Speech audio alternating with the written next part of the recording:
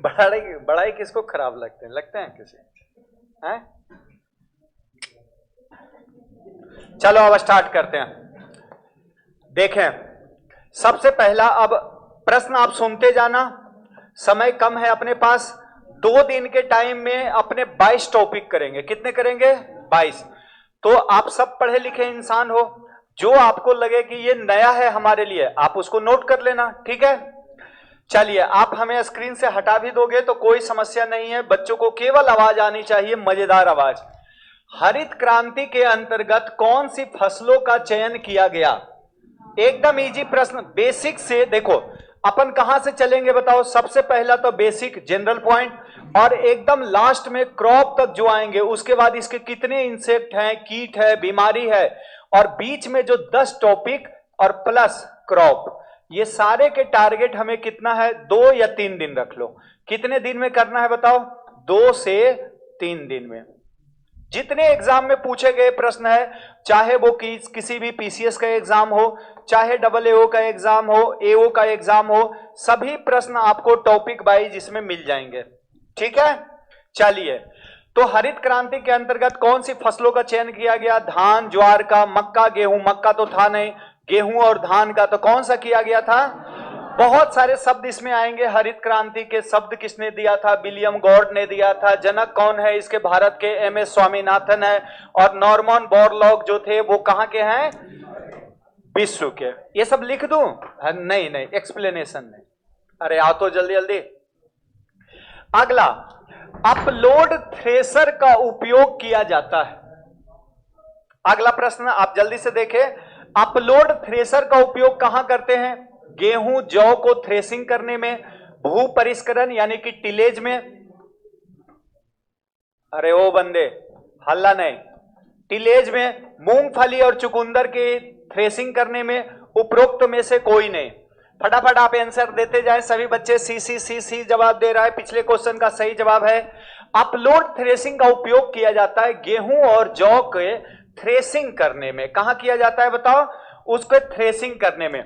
बहुत शानदार प्रश्न आपके लिए है, बोडेक्स मिश्रण। सबसे पहले जनरल खत्म करेंगे। बोडेक्स मिश्रण को किसे मिलाकर बनाया गया? तो आप जानते हो इसके बारे में थोड़ा सा पॉइंट। इसको बनाया था PM मिलार्ड ने। किसने बनाया था बताओ? और सबसे पहला इसका उपयोग किया गया था अंगूर के डाउनी मैल्ड्यू में। कहां किया गया था? अंगूर के डाउनी मैल्ड्यू में। और ये किससे मिलकर बना है? तो ये बना हुआ है गुरुजी कॉपर सल्फेट, और प्लस इसमें कैल्शियम कार्बोनेट जैसे CaCO3, और प्लस किससे मिलकर बना है? H2O, जिसका अनुपात आप कितना रखते हैं? 5:5 अनुपात और किसका? 50। अगर कोई बंदा 4-4 रखा तो नीचे भी कितने रख लेंगे अपन? 4-4 और 40। इस हिसाब से इसका क्या रखते हैं? अनुपात। तो सही आंसर क्या होगा बताओ? Copper sulphate, calcium carbonate, copper sulphate, calcium carbonate, और किसका मिक्सर है? ये पानी का। और बोडेक्स मिश्रण आप लोग जानते हो कवकनाशी है। क्या है मेरे डियर? कवकनाशी। पेड़ पौधों को ना बेंडिंग पैटर्न में भी इसका उपयोग करते, देखा? लेप लगा देते हैं हरे हरे। तो बीमारियों से बचाने के लिए इसमें क्या लगाते हैं? लेप भी। अगला बहुत शानदार प्रश्न आपके सामने है, जरा इसका फुल फॉर्म भी एग्जाम में पूछ लेता है तो इसको ध्यान रखना। इसका फुल फॉर्म जो होता है इंटीग्रेटेड स्कीम है। क्या है ये? Integrated scheme. किसके किसके लिए दिया गया था? तो ऑयल पाम के लिए, ऑयल के लिए, यानी कि सबसे पहले तिलहनी के लिए दिया गया था। उसके बाद किसके लिए? पल्सेज के लिए। उसके बाद ऑयल पाम। उसके बाद किसके लिए? Oil palm. अब अगला कौन है बताओ? मेज के लिए। किसके लिए? मेज के लिए। तो ये जो लॉन्च किया गया था, कब किया गया था बताओ? 1965 में, 23 में, 4 में, 10 में। स्टार लगा लेना इस प्रश्न को, बहुत अच्छे प्रश्न है। इसका आंसर 92। सबका सी सी सी सी सी सी सही जवाब आ रहे हैं। वाह यार, सारे बच्चे पढ़े लिखे इंसान है। कौन सा आंसर इसका सही होगा बताओ? 2004। अगला प्रश्न आपके सामने, जरा देखें। भारत का मुख्य भोजन यानी स्टेबल फूड क्या है? स्टेबल फूड होता है जिसकी मात्रा ज्यादा हो। तो भारत की कौन सी है? जल्दी जल्दी से। और विश्व का? पक्की बात कि उल्टा बोल रहे हो? हाँ, भारत की। एक बार ऑनलाइन वाले भैया बताएं, भारत का और विश्व का स्टेबल फूड कौन है? भारत का मुख्य स्टेबल फूड कौन है? जल्दी से आ जाए। कॉन्फिडेंस तेरे को एकदम भरे पड़े हैं रे। क्या है? चावल। और विश्व में क्या है? चलिए आइए, तो इसका सही आंसर क्या होता? भारत का चावल। अगले प्रश्न की ओर चलते हैं। नेक्स्ट प्रश्न क्या है? फटाफट आ जाओ सारे। आईसीएमआर के अनुसार संतुलित आहार, आप जानते हो आईसीएमआर जो है इसकी मुख्यालय पूछा था जीआरएफ में हमारे, तो इसकी मुख्यालय कहां है बताओ? आईसीएमआर पूरा नाम क्या है इसका? Indian council of medical research. क्या है? Medical research. आप लोग इसका पूरा एकदम स्क्रीनशॉट ले सकते हो। RESEARCH research. इसका मुख्यालय जो है न्यू दिल्ली में है। कहां है बताओ? बड़े बड़े लोग बैठे रहते हैं, बड़े बड़े पेट बना लेते हैं और वो केवल ये कहते हैं कितना खाना चाहिए, कितना क्या करना चाहिए। इन्होंने बताया कि प्रोटीन कितना खाना चाहिए अपने को, सॉरी दाल कितना, 75 ग्राम। अब इनमें से 120 ग्राम ये बोलते हैं आपको फल खाने के लिए, हालांकि खाते नहीं हम। 300 ग्राम क्या बोलते हैं बताओ? वेजिटेबल्स। और इस वेजिटेबल्स में 120 ग्राम बोलते हैं लीफी वेजिटेबल्स, यानी पत्तीदार सब्जी आपको क्या करना चाहिए? खाना चाहिए। तो ये इसका सही आंसर क्या हो जाएगा? 85। क्या होगा? 85। सभी का डामोर का सही चल रहा है। एक भी प्रश्न आपके बुक से नहीं मिलेगा, थोड़ा बहुत मैच हो सकता है। अगला, किस फसल का राष्ट्रीय अनुसंधान केंद्र NRC सबसे पहले स्थापित किया गया था? किस फसल के लिए सबसे पहले NRC बनाया गया था? जल्दी से एकदम फटाफट आंसर टिक करे। पहला है मूंगफली, सोयाबीन, सरसों, अलसी। तो सबसे पहला जो NRC बना था वो किसके लिए बना था मेरे डियर? वो बना था मूंगफली के लिए। बताओ मूंगफली का NRC क्या कहां है? NRC ऑफ कहां? Groundnut. और NRC ग्राउंड नट की बात करें तो ये है जूनागढ़। और जूनागढ़ कहां है? ये है गुजरात में। कहां है? गुजरात में, जहां सबसे पहले NRC बना था। अब NRC की चर्चा करूंगा तो खूब सारे लिख सकता हूं, लीची का कहां है, खजूर का कहां है, इन सब की चर्चा अपन नहीं करेंगे। चले आगे। अरे सही है रफ्तार। अच्छा ठीक है। अगला, ट्रिटिकेल जो है किसके द्वारा विकसित किया गया? तो रिम्पू ने। वाह गुड। और ये किसका किसका क्रॉस है बताओ? ये है गेहूं और राई का क्रॉस है। और इनको किसने बनाया था? रिम्पू साहब ने। किसने बनाया था? अगला प्रश्न आपके सामने है, जल्दी से आप स्क्रीन पे सभी बच्चे बढ़िया चल रहे हो। चलिए नेक्स्ट पॉइंट पे आ जाओ जल्दी जल्दी से। अगला है एपिडा। सबसे पहले बताओ एपिडा का फुल फॉर्म जानते हो? अरे ये भी पूछ लेते हैं। एपिडा का फुल फॉर्म क्या होता है? Agriculture processed. ऐसे मैंने दिया होगा इसका full form. Proceed export import authority नहीं है? एक्सपोर्ट नहीं है। एग्रीकल्चर प्रोसीड ऑफ किसका है बताओ? Export and import development authority. ये पूरे होते हैं। एपिडा कब बना था? एपिडा 85 या 86? 86 में। एग्जैक्ट आ जाए ना तो एपिडा कब बना था? 86 में। और एग्जैक्ट डेट कब है? 13 फरवरी 1986 को। कब बना था? 13 फरवरी 1986। अपने बुक में 85 दिया हुआ है। क्या दिया हुआ है? इसको सही कर लेना। 13 फरवरी 1986 को। 86। चलिए IFOM किससे संबंधित है? ये दोनों। तो एपिडा तो एक्सपोर्ट इंपोर्ट से है, और ये किससे है बताओ? ये है किससे? जैविक खेती से। किससे है? जैविक खेती। तो अगर यहां आंसर मारना होता तो क्या मारते अपन? जैविक खेती। नेक्स्ट पे आ जाओ फटाफट। अगला प्रश्न 13 फरवरी 1986 युवराज का सही जवाब है। बिल्कुल सही है। संगीता सही चल रहे हो। बिट्टू ये सब कहां से पढ़ रहे हैं बताओ? सब 1986 सारे सही लिख रहे हैं। निम्नलिखित में से कौन सी धातु, अब ये बड़ा अच्छा प्रश्न बनता है, इकोलॉजी में भी पूछते हैं, कई कई अपने को हॉटी में भी आ जाता है, जिसमें हम प्रोडक्ट जो देखते हैं ना उसमें क्या क्या टॉक्सिक के एलिमेंट पाए जाते हैं, उसके आधार पे बताया गया कि धातु मानव में इटाई रोग। तो दो, एक तो ब्लू बेबी सिंड्रोम आते हैं अपने एग्जाम में। क्या आते हैं डियर? Blue baby syndrome. तो आप जानते होंगे ब्लू बेबी जो सिंड्रोम है ना, ये पानी में अगर नाइट्रेट ज्यादा हो जाता है, क्या होता है बताओ? पानी में किसकी मात्रा बढ़ जाती है?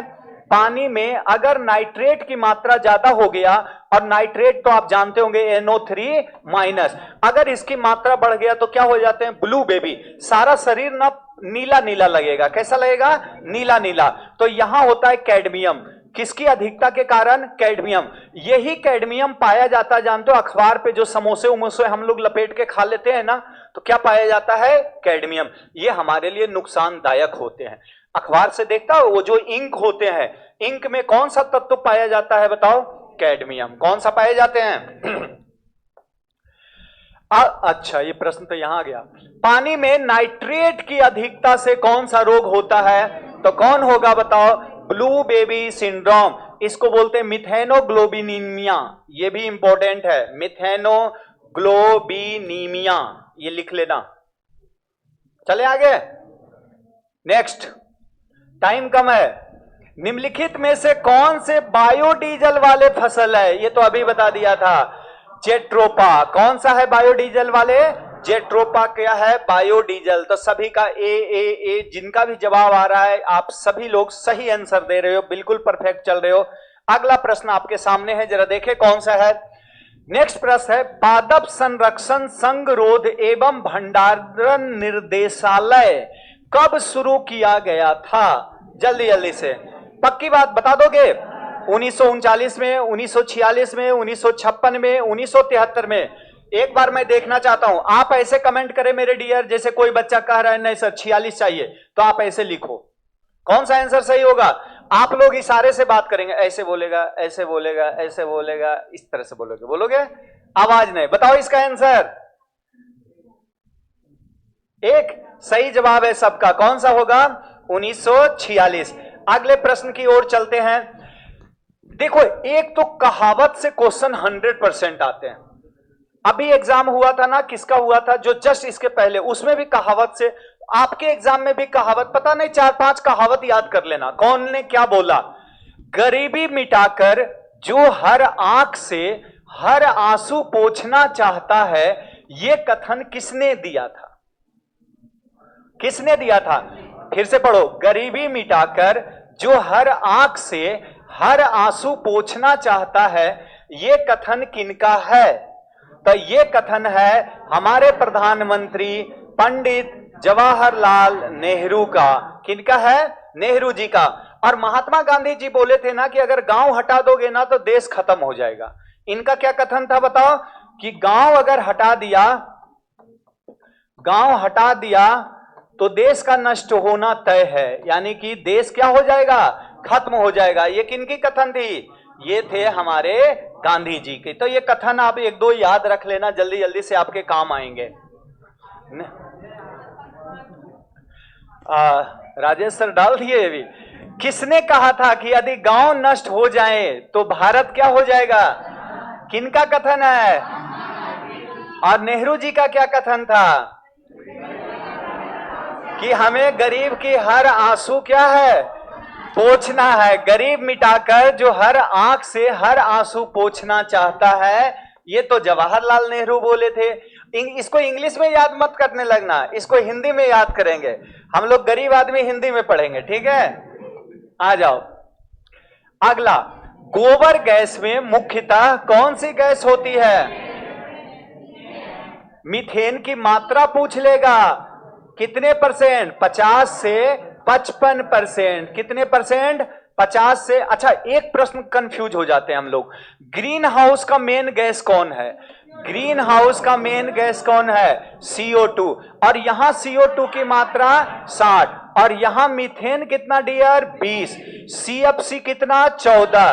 और नाइट्रोजन के ऑक्साइड कितना? 6। कितने? 6। इन दोनों में कंफ्यूजन होंगे ना। ग्रीन हाउस में मेन गैस कौन है? CO2। कौन है? लेकिन अगर आपको पूछा जाए किसका? गोबर गैस, तो इसका मेन कौन है? तो इनका मेन है मीथेन। तो सही जवाब आपका आएगा मीथेन। क्या आएगा? मेथेन। मेथेन। चलिए आगे प्रश्न बढ़ते हैं, अगले प्रश्न की ओर जल्दी से बता दें आप। अगला प्रश्न आपके सामने स्क्रीन पे दिख रहा होगा। CO2 सबका सही जवाब चल रहा है। बिल्कुल सर, देखो हमें हटाते हो कितना एकदम क्लियर आते हैं। हमारे नरेंद्र भैया सही जवाब दे रहे हैं। कृषि उत्पादों की कीमतें तय करने से संबंधित संगठन है। कौन है जरा देखते हैं। क्या CAPP है, क्या IPOAM है? अच्छा, इसका पूरा नाम कोई बताएगा? इसका नाम बताने वाले को 50 रुपया तुरंत फॉरवर्ड किया। जानते हो मैं क्या करता हूं, मोबाइल तेरे मुंह पे लाऊंगा ना, स्कैन होके 50 चले जाएंगे मुंह में।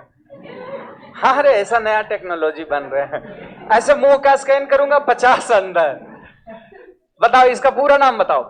IPO, I का मतलब इंटरनेशनल और P का मतलब IF होगा, इंटरनेशनल फेडरेशन ऑफ किसका? ऑर्गेनिक एग्रीकल्चर मूवमेंट, ये होगा इसका, IF होगा। चलिए तो बताओ इसका कृषि उत्पाद की कीमतें तय करने से संबंधित संगठन कौन है? CACP। कौन है डियर? CACP। अब CACP का पूरा नाम बताओ। CACP का पूरा फुल फॉर्म आपको बताना है। क्या होगा?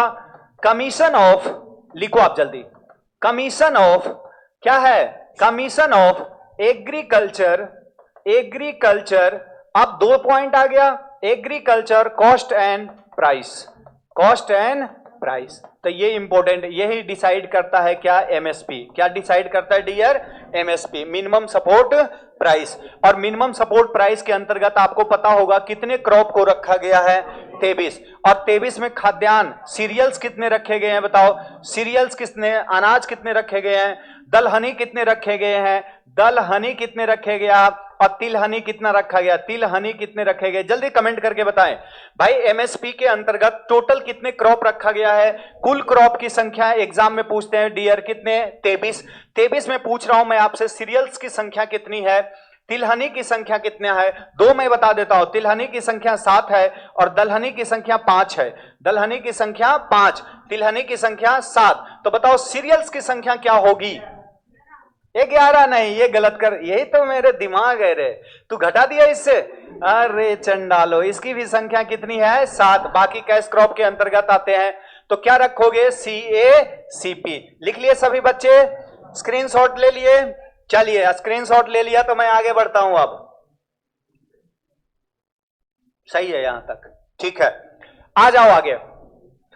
अगला प्रश्न आपके सामने है, न्यूनतम समर्थन मूल्य, minimum support price, minimum support, यहां से आते हैं MSP, मिनिमम सपोर्ट प्राइस मूल्य घोषित किया जाता है।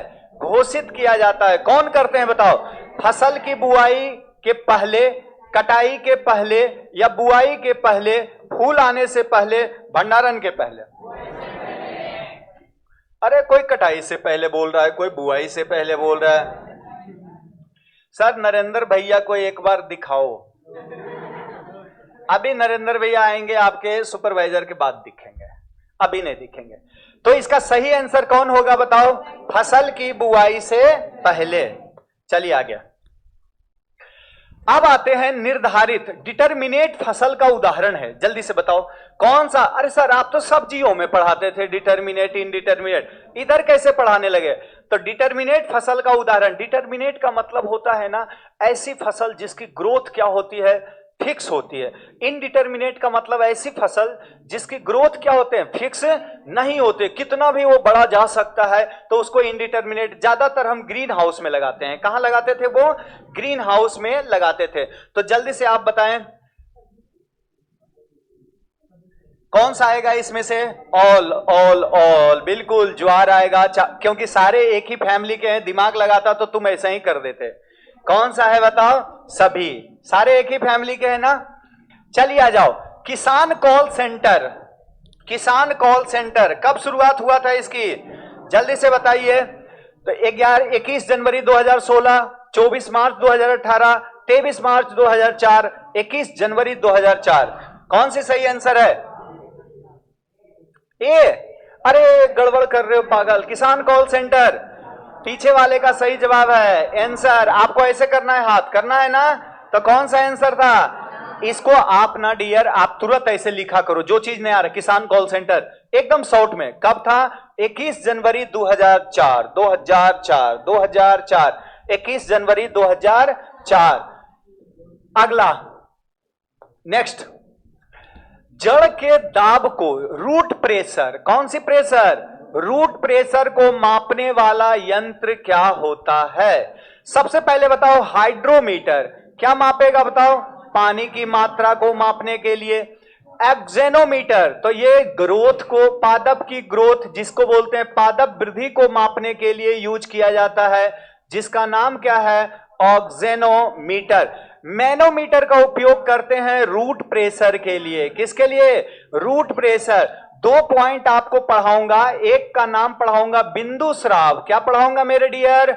बिंदु स्राव। और दूसरा मैं पढ़ाऊंगा रक्त स्राव। कौन सा स्राव? रक्त स्राव। बिंदु स्राव और रक्त स्राव में ये अंतर होते हैं, इसमें कोई इंजरी नहीं करते हैं, पेड़ पौधे को कोई नुकसान नहीं पहुंचाते हैं। जैसे आपने देखा होगा कि ठंड के मौसम में ये मान लिया जाए कोई घास है, इससे बूंद बूंद पानी गिरते रहते हैं। अरे शीत में देखा होगा ना, जब सुबह सुबह खेत पे जाते हैं तो ओस क्या निकलते रहते हैं? ये जो ओस निकलते हैं कहां से? पौधों के बाहर वाले क्रिया से, और उस भाग का नाम है हाइडाथोड। क्या है? हाइडाथोड। हाइडाथोड से क्या निकलता है? ऑर्गेनिक और इनऑर्गेनिक सब्सटेंस। क्या शुद्ध पानी होते हैं? नहीं। पूछा गया है क्या हाइडाथोड से निकलने वाला पानी शुद्ध वाटर होता है? नहीं। इसमें ऑर्गेनिक और इनऑर्गेनिक दोनों सब्सटेंस। भाई जो पेड़ पौधे मिट्टी से खींचा, वो रात को क्या होगा, जब ऊपर भर जाएंगे तो कहां निकलने लगेंगे? पत्तियों के छेद से। कहां निकलेगा? बाहर। अब इसमें क्या होता है ना, प्लांट को हम क्या नुकसान पहुंचाते हैं? जैसे मुंह नोच दिए, फल को नोच दिए, नहीं समझा सर? जैसे अफीम, तो अफीम में क्या लगाते हैं? चीरा लगाते हैं, लैंसिंग करते हैं। खजूर में देखा होगा पीछे घड़ा ऐसे बांध करके ऊपर चढ़ते हैं, उसके बाद उसको नुकसान पहुंचाते हैं, फिर घड़ा भर जाता है, फिर लाते हैं नीचे और नौटंकी करते हैं, 5 आदमी पी करके, करते हैं ना? तो वो किसके अंतर्गत आता है? रक्त स्राव। ये कहलाता है ब्लीडिंग। देखो किसी को ब्लीडिंग अगर लाना है तो तुझे मारपीट करना पड़ेगा, उसको इंजरी करना पड़ेगा। तो ब्लीडिंग में क्या करते हैं? पौधों को नुकसान पहुंचाते हैं, जबकि बिंदु स्राव में पौधों को नुकसान नहीं पहुंचाते हैं। और दोनों जो क्रिया होते हैं किसके कारण होते हैं मेरे डियर? रूट प्रेशर के कारण। अगर दोनों का कारण पूछा जाए तो क्या बोलोगे? Root pressure. और रूट प्रेशर को मेजर किया जाता है किससे? मैनोमीटर। बैरोमीटर आप जानते हो, दाब को मेजर करने के लिए क्या होता है? बैरोमीटर। तो सही आंसर क्या आएगा? सी। कौन सा? सी। अगला प्रश्न आपके सामने स्क्रीन पे दिख रहा है, जल्दी से बताओ। हमारे सूरत देख करके क्या करोगे रे? हमारे सूरत, सर सूरत तो दिखाओ, कभी कभी दिखा दिया करो, दिखा दो। जब मैं साफ गोरा गोरा लगू ना तो दिखना। सीमिट का पूरा नाम क्या है? अच्छा बताओ ये है कहां स्थित? अच्छा ये कौन सी संस्था है? अंतरराष्ट्रीय। मैक्सिको भारत में तो है नहीं, तो ये मैक्सिको में है। और ये जनरली किसके लिए लागू होता है? किसकी रिसर्च करता है? व्हीट प्लस किसका? मेज का। व्हीट प्लस किसका करता है? मेज का। तो सीमेंट जो है वो मैक्सिको में है, व्हीट और मेज पे रिसर्च करते हैं। तो इसका पूरा नाम बताओ। इंटरनेशनल मेज एंड व्हीट इंप्रूवमेंट सेंटर। कहां है? मैक्सिको। कहां है डियर? मैक्सिको। टॉपिक वाइज आप बैठ जाना, 2 दिन में अपने निपटा देंगे। 24 चैप्टर पढ़ेंगे। कितने पढ़ेंगे? 24। हरित ग्रह प्रभाव किसने दिया था बताओ जल्दी से? अरे हरित आए सर, तो हरित ग्रह फिर लिख दिए हो, उधर तो लाए थे हरित क्रांति, अब हरित ग्रह लिख रहे हो, तो ये तो सुना ही नहीं। डॉक्टर RS पड़ोदा साहब है, GV फैलकेनर है, डॉक्टर BP पाल प्रथम डीजे जो हमारे निर्देशक हैं ICAR के, कौन है? BP पाल और पीटर डे क्रंसे जी। तो बताइए इनमें से एग्रोनॉमी के फादर कौन है इनमें से? ये तो हो गए हमारे फादर, किसका है बताओ? एग्रोनॉमी के। किसके फादर हैं? एग्रो। और ये क्या हो गए? अपना प्रथम DG हो गए, प्रथम। और ये आपका आ गया हरित ग्रह प्रभाव को बताए। हरित ग्रह प्रभाव को बताने वाले हमारे कौन थे? फॉल्कनेर। कौन थे? फॉल्कनेर। चले आगे बढ़ जाएं। पड़ोदा साहब भी हमारे भारतीय वैज्ञानिक हैं। चलिए अगला प्रश्न आपके सामने है। सबका सही जवाब है, सारा चौधरी सही चल रहे हैं, खुशबू का सही जवाब, डामोर जी, डामोर गलत कर दिया ना डियर? डी आ रहा है, कैलाश डामोर का सही है, उर्मी डी। कैसे डी चल रहे हो? अगला ये प्रश्न मैं अभी इकोनॉमिक्स में पढ़ा रहा था, प्री PG वाले बैच, बिहार ब्लॉक वाले बैच में। ई नाम क्या है? ई नाम का मतलब होता है, ई का मतलब क्या होता है, आजकल सारे चीज क्या चल रहे हैं बताओ, ऑनलाइन चल रहे हैं। तो ई नाम का पूरा नाम क्या होता है, ई राष्ट्रीय कृषि संचार है, ई अंतरराष्ट्रीय कृषि संचार है, ई राष्ट्रीय कृषि बाजार। क्या नाम है, लिखो आप जल्दी, इन सबको लिखते जाओ, नए नए पॉइंट को लिखते जाएं। ई नाम का पूरा नाम क्या होता है, नेशनल एग्रीकल्चर मार्केटिंग। क्या नाम है, national agriculture market, national agriculture market. चले आगे बढ़ जाएं, अगले पॉइंट पे आ जाते हैं, नेक्स्ट पॉइंट पे आ जाओ जल्दी फटाफट, आप लोग बढ़ते जाएं। चलिए अगला प्रश्न आपके सामने स्क्रीन पे दिख रहा होगा पूरा, IFOAM। मैंने बोला ना ये इंपॉर्टेंट है, पूछा गया, और इसमें कोई ऐसा प्रश्न नहीं बोलोगे जो एग्जाम में रिपीट नहीं हुआ है, सारे मैं वही लिया हूं जो प्रीवियस ईयर पूछे गए। IFOAM का पूरा नाम बताओ जल्दी से। गुरुजी इनका पूरा नाम क्या होगा, अच्छा यहां इंटरनेशनल फेडरेशंस ऑफ, एक चीज यहां जोड़ लोगे, ऑफ करना, ऑफ थोड़ा सा गड़बड़ है, और international federations of organic agriculture, ये गलत है, मूवमेंट होता है, MOVEMENTS, थोड़ा सा टाइपिंग मिस्टेक हो गया, कर लेना। क्या है डियर, IFOAM का पूरा नाम क्या होता है, international federations of organic agriculture movement. कर दिए। चलिए इसका पूरा नाम तो आपने बता दिया। अच्छा इसकी सेंटर कहां है, सेंटर कहां है, और बना कब था, ये बना था 1972 ईस्वी में, और ये है कहां, मैंने लिखूंगा आप बताओ ये कहां एस्टेब्लिश्ड है, ये सेंटर कहां है, जरा करेंट करके फटाफट। 1972 तो सही है, एस्टेब्लिश्ड कब हुआ था, 1972। लिख लिया आप लोग पूरा नाम इसका, फटाफट लिखो आप। अब बता दो इसका जल्दी से आप लोग कहां स्थित है, सभी भाई एवं बंधु हमारे ऑनलाइन जितने प्रेजेंट स्टूडेंट्स हैं, ऑफलाइन के बच्चे सब बताएंगे। बढ़िया बढ़िया क्वेश्चन लाओ एकदम, अभी रात को तो आज पूरा बैठेंगे, रात को एकदम छाट डालूंगा। एक चैप्टर से 30 क्वेश्चन और 30 क्रीम रहेगा। कौन रहेगा, क्रीम। बस क्वेश्चन पढ़ लेना। हाँ कोई बताएगा लड़के इसमें से, sir Germany Germany Germany Germany Germany, सारे जर्मनी आ रहे हैं, सब जर्मनी बोल रहा है, पक्का जर्मनी सही है, लिख दूं एक बार, मुझे सर्च करने का मन लग रहा है, तो लोग कहीं गड़बड़ तो नहीं बता दो। एक बार लिख देते हैं इसको जर्मनी, आप लोगों पे विश्वास करके। कहां है, जर्मनी। अब इसको कल चेक करूंगा, CHECK ऐसे। अब मेरा मन भी जर्मनी पे ही है, पर एक बार मेरा मन थोड़ा सा गया गड़बड़ा, कंफ्यूजन आ गया। अभी हमने क्या लिखा है, जर्मनी, तो जर्मनी अगर है सही तो ठीक है। सारे बच्चे जर्मनी बोल रहे हैं, कोई एक दूसरा बदलता तो थोड़ा मूड भी बदलता। जर्मनी 100% डन कर दिया जाए, कर दिया जाए। चलो ठीक है, लिख लो आप जर्मनी। अगला प्रश्न आ जाते हैं, नेक्स्ट पॉइंट आपके पास, एपीडा की स्थापना कब हुई, जल्दी बताओ। अरे यार गुरुजी अभी हमारे तो गलती हो जाते, ये फरवरी 1985 भी आपने डाल दिया, करवा देते ना। अरे चेंज कर लेना थोड़ा सा, सार में ये होगा तो कब करोगे, 3 फरवरी 13 फरवरी, अरे दिख रहा है तुम्हें, 13 फरवरी 1986। एपीडा की स्थापना कब हुई है, 13 फरवरी 1986। चलिए भाई, सारा चौधरी डी, दामोर डी चल रहा है, किरण राठौर डी चल रहा है, एग्री पावर। कल पूरी एग्रोनॉमी को ही तहस नहस कर देंगे अपन 9 बजे के बाद ही, कल तो पूरा अपना जोश में नाश्ता पानी करके आना सब।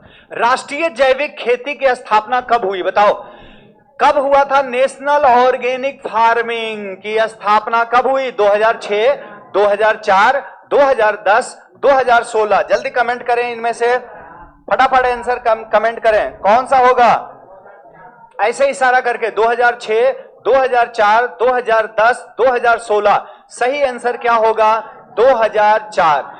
राष्ट्रीय जैविक खेती की स्थापना। अच्छा अपने यहां जो राष्ट्रीय जैविक है उसका मेन मुख्यालय कहां पे है बताओ, गाजियाबाद। कहां पे है, गाजियाबाद। तो ये इंपॉर्टेंट प्रश्न बनते भी है, इस पे स्टार लगा दो और कमेंट करके बताना कि इसका सही आंसर क्या होगा। गुरुजी परंपरागत, जिसे हम ट्रेडिशनल बोलते हैं, परंपरागत कृषि विकास योजना की स्थापना कब हुई थी, कब हुई थी, अप्रैल 2015, अप्रैल 2000, दिसंबर 2015, अप्रैल 2004। जल्दी से बताएं, परंपरागत वाले की आंसर क्या होगी?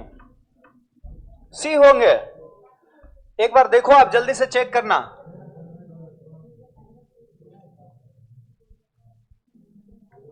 एक पेन देते जाना थोड़ा सा, जहां मेरे मिस्टेक आते जाएंगे मैं उसको लिखता भी जाऊंगा। देना, एक पेन दे देना ना कोई।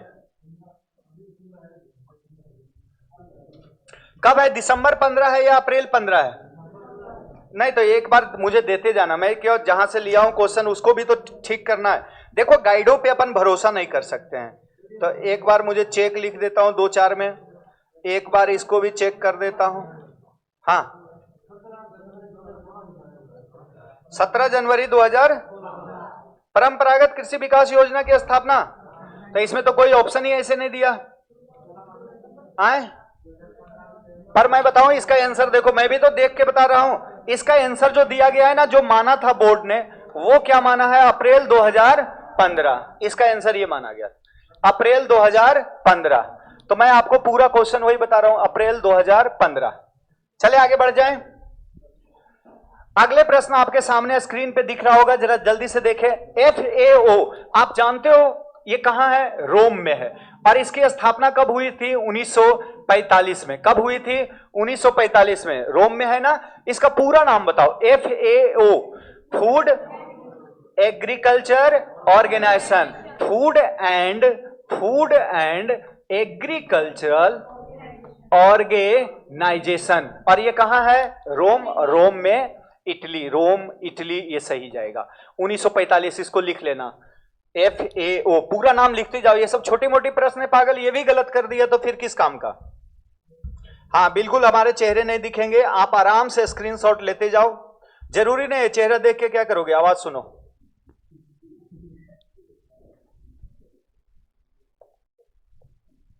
नेक्स्ट प्रश्न, अंतरराष्ट्रीय मृदा स्वास्थ्य वर्ष। बहुत अच्छी प्रश्न है, बहुत अच्छा। अंतरराष्ट्रीय मृदा स्वास्थ्य वर्ष कब मनाया जाता है? कब? 2000 में, 2015, 2014 और 2013। अच्छा, एक तो हो गया मृदा स्वास्थ्य वर्ष और एक हो गया क्या? अंतरराष्ट्रीय मृदा वर्ष। तो आप लोग ज्यादा अच्छा पढ़े होंगे, मृदा वर्ष। और एक होता है सॉइल हेल्थ कार्ड। कब बना था अपना soil health card? Soil health card जिसमें पैरामीटर कितने लिए जाते हैं? मेरे हिसाब से 12। कब बना था ये? 19 फरवरी 2015 को। 19 फरवरी 2015 को। सही चल रहा हूं? तो 2015 को अंतरराष्ट्रीय मृदा वर्ष घोषित किया गया। कब किया गया मेरे डियर? 2015 को। किसने किया था ये पूछ लेगा। तो ये किया था फूड एंड एग्रीकल्चर ऑर्गेनाइजेशन ने। किस वर्ष? 2015 को अंतरराष्ट्रीय मृदा वर्ष क्या कर दिया? घोषित।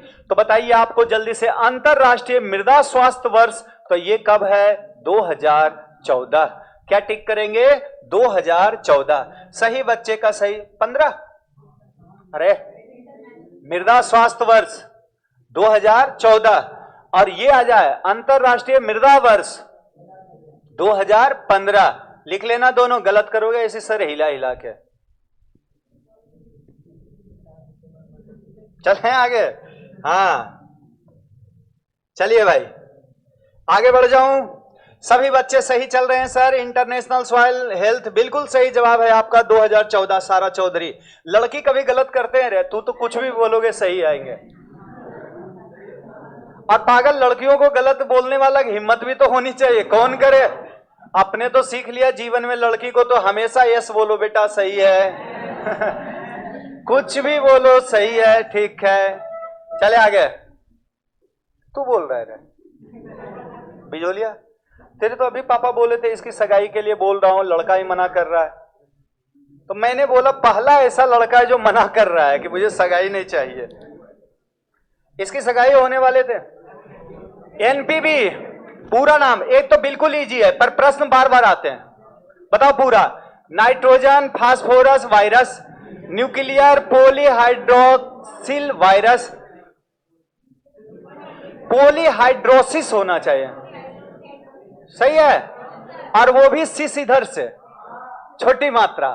अरे मैं सीख गया, न्यूक्लियर पॉलीहाइड्रोसिस वायरस। चले आगे, अगला पॉइंट आते हैं। अगला प्रश्न आपके सामने, एक और कथन मैं आपको सुनाने वाला हूं, जल्दी से पढ़ लें इन कथन को। और ये कथन किनकी है बताओ? ये कथन, रुक जाओ, ये कथन धरती माता के सपुत्र, सपुत्र नहीं सपूत, सपूत जो धरती की हर प्रकार की मुख प्यास की चिंता करते हैं, भूख प्यास, अरे यही तो है। अब उसका इंग्लिश भी कन्वर्ट वैसी हो गया होगा, मुख प्यास, भूख प्यास की क्या करते हैं? चिंता। धरती माता के धन के सच्चे अधिकारी हैं ये। किस, अरे तो तुम्हें ऐसा नहीं लग रहा है थोड़ा गांव के प्रति ज्यादा ही सहानुभूति दिखा रहे हैं ना? और गांव के प्रति सहानुभूति हमारे दिखाने वाले कौन है? महात्मा। चले आगे, जल्दी लिखे इस कथन को आप लोग सभी बच्चे, फटाफट लिखे।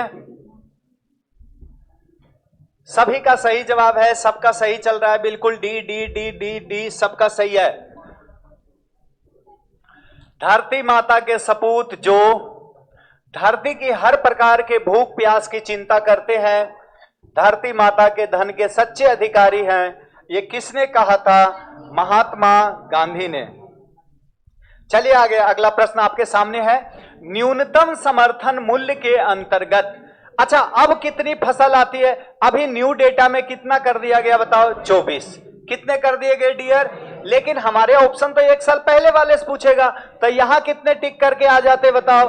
23। भाई ये जिस साल एग्जाम में पूछा मैं वही क्वेश्चन तो लिया हूं प्रीवियस ईयर, तो उस समय था 23।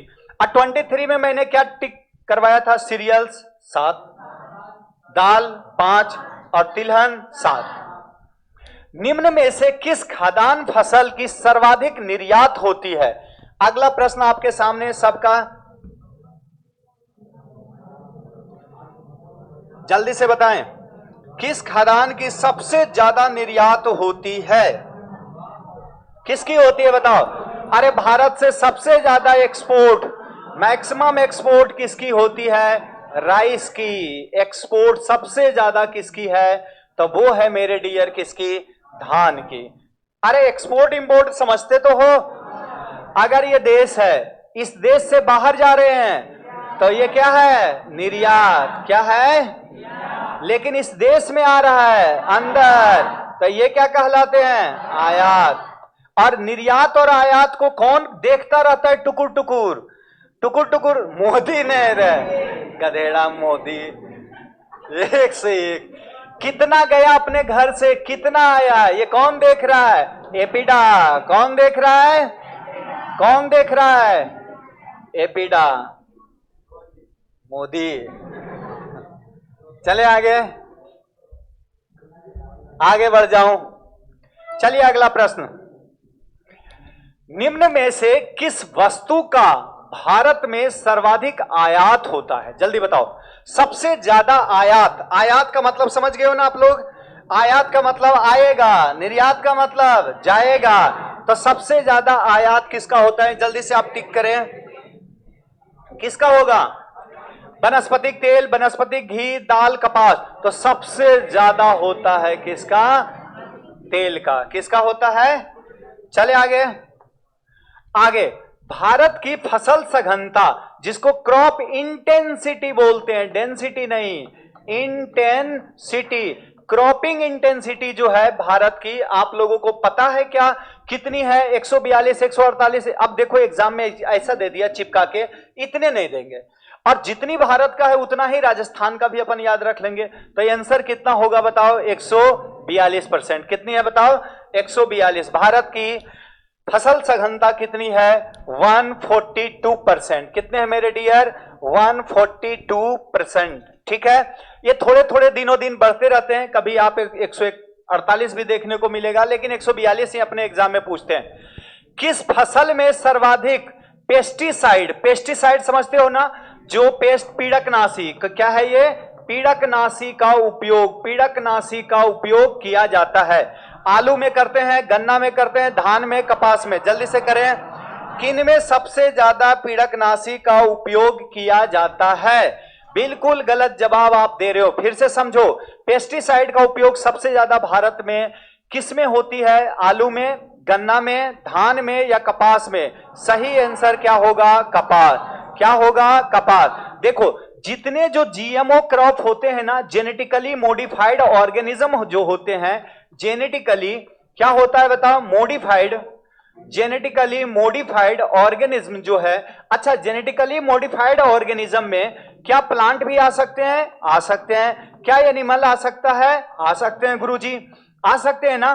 तो ये जो जीएमओ क्रॉप है, सुनना, ये बेसिकली किस पे आधारित है? ये आधारित होता है खरपतवार नाशी पे। किस पे आधार है बताओ? खरपतवार नाशी पे। लेकिन एक तुझे पढ़ाऊंगा, कौन? BT cotton. कौन पढ़ेंगे अपना? BT cotton. इसको जो बनाया गया था, ये कीटनाशी प्रतिरोध है। क्या है बताओ? कीटनाशी प्रतिरोध। अरे कीट जो नुकसान करते हैं ना, उसके लिए क्या बनाया गया था? BT cotton. और अधिकांशतः जो जीएम क्रॉप होते हैं वो किसके लिए रेसिस्टेंट होते हैं? खरपतवार नाशी। हर्बिसाइड जो डालते हैं ना, उसके लिए वो क्या होगा? प्रतिरोध। आ जाओ अगला जो प्रश्न, बूंद बूंद सिंचाई। बताओ, इनके बूंद बूंद सिंचाई के वैज्ञानिक का नाम बताओ।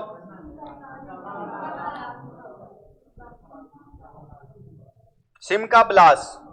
सही बात है। बूंद बूंद सिंचाई का सर्वाधिक क्षेत्रफल किस फसल में है? जल्दी जल्दी।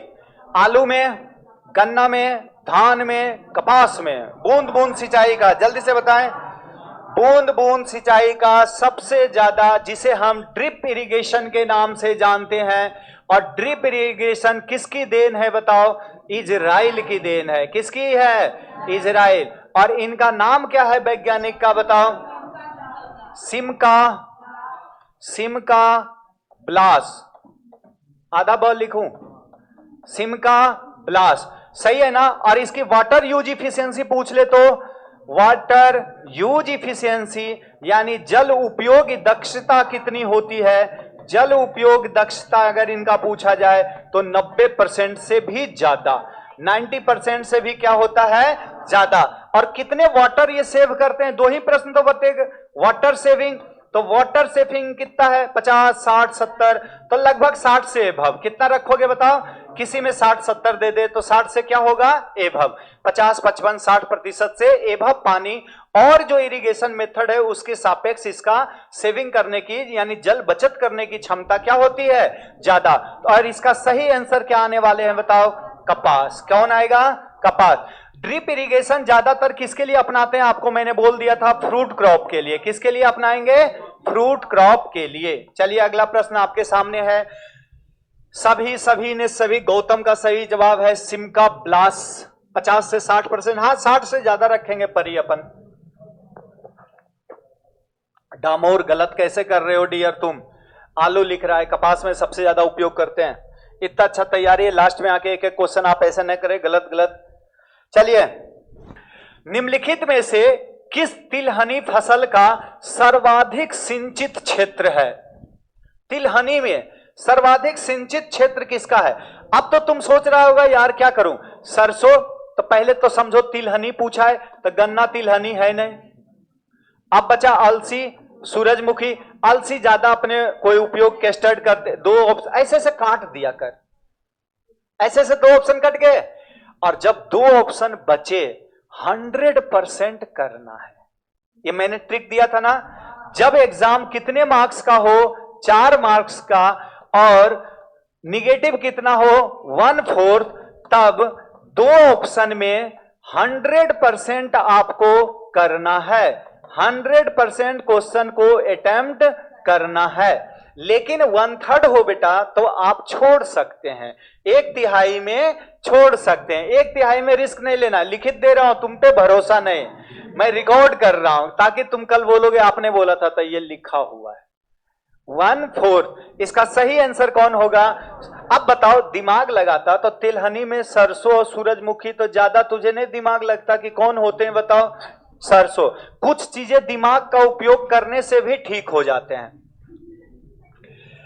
रवि बोल रहा है सर बाबा जी का नाम लेकर टिक कर देंगे। चलिए आ जाइए, अगला प्रश्न आपके सामने स्क्रीन पे दिख रहा होगा। अरे यार ये तो सर मोटे अनाज अभी तो अंतरराष्ट्रीय मनाए मोदी सरकार एकदम फेमस कर दिए थे ना। अब ये देखो, ये करंट में एग्जाम में आया हुआ क्वेश्चन है, सारे प्रश्न मैंने उठाया। अब ये नहीं लिखा कहां कहां पूछा है। भारत में किस जिले में सर्वाधिक मोटे अनाज का उत्पादन होता है? उत्तर प्रदेश, मध्य प्रदेश, राजस्थान, गुजरात। कौन सा आएंगे, कौन सा आएगा? अच्छा, और एक और, अंतरराष्ट्रीय मोटे अनाज ईयर कब मनाते हैं? 2023। कब मनाते हैं?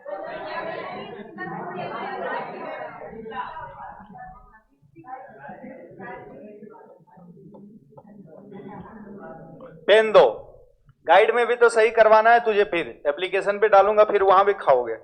अच्छा, एक ही बार में सही हो जाएगा। कौन है रे? हाँ, निम्नलिखित में से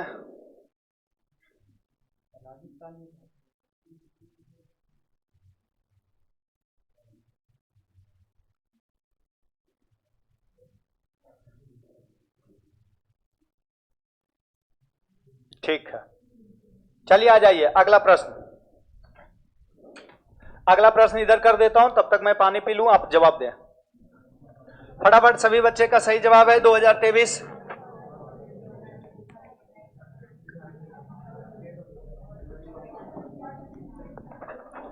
कल ऐसा ही पूरी एकदम रिवीजन पूरा पढ़ के आना भाई। कहां से पढ़ना शुरू करोगे? खाद पढ़ोगे, उर्वरक पढ़ेंगे, सॉइल का पूरा टॉपिक पढ़ लेना, पूरी एग्रोनॉमी पढ़ लेना। 9 बजे से शुरू करेंगे, 8:30 9 बजे रात तक, बीच में 1 घंटा पूरी एग्रोनॉमी कल समाप्त। अगले दिन पूरी वेजिटेबल्स हॉर्टिकल्चर का जितने क्वेश्चन हमें मिले, मुझे भी तो 10 घंटा लगेगा बनाने में, तो मैं करूंगा 3 दिन में आपकी कहानी समाप्त। 27 तारीख को आप लोग फ्री हैं। प्रथम पादप परजीवी सूत्रकृमि कौन सा है? अच्छा चलो, कुछ क्वेश्चन ऐसे आएंगे जिनमें आपका दिमाग नहीं काम करेगा कि यार कौन टिक करूं। ऐसे क्वेश्चन रैंक देगा। आप कौन करोगे? एंग्यूना टिटिसाई, मिलेडोगाइनी, हेट्रोडेरा एवेनी, उपरोक्त सभी। अब देख, सभी तो होंगे नहीं क्योंकि प्रथम पूछ रहा है, तो प्रथम का प्रथम टिक कर दें ऐसे? ऐसा नहीं हो सकता है। प्रथम का प्रथम, सही आंसर यही है। प्रथम का क्या है? प्रथम। जैसे वायरस में पूछता है तो टोबैको मोजाइक प्रथम है, जो वायरस क्या है? बीमारी काउज किया था। चलो आ जाओ। अच्छा, ऑनलाइन वाले कोई जवाब दिया कि नहीं? नहीं जवाब दे रहा। ए तुक्का लग गया विनोद का, सही है। अब आ जाओ, भारतीय कृषि मानसून का जुआ है, ये किसने कहा? भारतीय कृषि मानसून का जुआ है, ये किसने कहा था? योजना आयोग, महात्मा गांधी, इंदिरा गांधी, नरेंद्र मोदी। ये मोदी का किसने बोला था? योजना आयोग को बेचारे मोदी जी चौपट कर दिए, बेचारे बर्बाद कर दिए। जानते हो योजना आयोग एक्चुअल में क्या था ना, हर 5 साल में ये दर्शन करवाता था कौन सा प्रधानमंत्री कितना काम किए। मोदी जी 2014 में आए और बोले अच्छा तो मुझे ही बताओगे, नोटिस करवाओगे कौन कितना काम करे? अरे तुम रहोगे तभी तो डेटा दोगे। खत्म कर दिए मामला कि ना तेरी जरूरत ही नहीं, योजना आयोग ही समाप्त हो गया। लो भाई, विश्व की सबसे पहले कौन सी जीएमओ का मतलब होता है जेनेटिकली मॉडिफाइड ऑर्गेनिज्म फसल, विश्व की। ये प्रश्न हमेशा रिपीट होते रहते हैं। देखो अब बच्चा यहां 2 कंफ्यूजन, एक तो तंबाकू से कंफ्यूज करेगा और दूसरा कहां करेगा? कपास। तो 3 प्रश्न आप याद रखना। विश्व की अगर बात करें ना डियर, तो विश्व में सबसे पहला जेनेटिकली मॉडिफाइड कौन था? तंबाकू। अगर हम भारत की बात करें तो भारत में कौन है बताओ? कपास। और विश्व में या कोई भी आ जाए पूछा जाए ऐसे, विश्व में सर्वाधिक जीएमओ क्रॉप का उत्पादन वाला फसल सबसे ज्यादा कौन सा फसल है पूरे विश्व में जो जेनेटिकली मॉडिफाइड उत्पादन होता है? तो ये आते हैं सोयाबीन। कौन सा? सोया। ये तीनों प्रश्न आप लिखोगे, गलत करोगे ना? कौन कौन? तंबाकू विश्व में, भारत कपास में, और विश्व में सर्वाधिक उत्पादन की बात किया जाए या खेती की बात किया जाए, किसका ज्यादा खेती होता है, उत्पादन होता है, क्षेत्र है, तो वो कौन सा है? सोयाबीन। और जंतुओं में पूछा जाए पहला जीएमओ, जंतु में जीएमओ कौन सा था? सबसे पहला जेनेटिकली मॉडिफाइड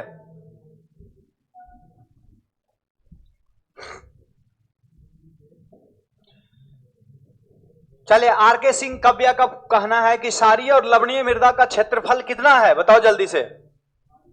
क्षारीय और लवणीय मृदा का क्षेत्रफल किसमें पूछ रहे हो? राजस्थान में पूछ रहा है। एक ही प्रश्न को बार बार निपटाया जा रहा है। कई बच्चे ऐसे होते हैं ना, कहीं से एक दो गीत गा लेगा, टीचर को ही परेशान करते रहेगा। ऐसे बच्चे जिंदगी में कहीं सक्सेस नहीं। मैंने पहले ही बोला कि कोई भी चीज किसी को नहीं आते। मैं इस पूछ दूं, मेरे को अगर टीचर को फंसाना होगा तो ये पेन जो लिख रहे हैं ना, पूछ लो इसमें पेक्टिन का प्रतिशत, लो ना, आओ ना, कितने बड़े तेजी आदमी, और इसमें पेक्टिन पाए जा रहे हैं, सेलुलोज के बने हुए हैं। पूछ लूंगा सेलुलोज का प्रतिशत बता दो गुरुजी। लो, गुरुजी पढ़ाएं या सेलुलोज बताएं?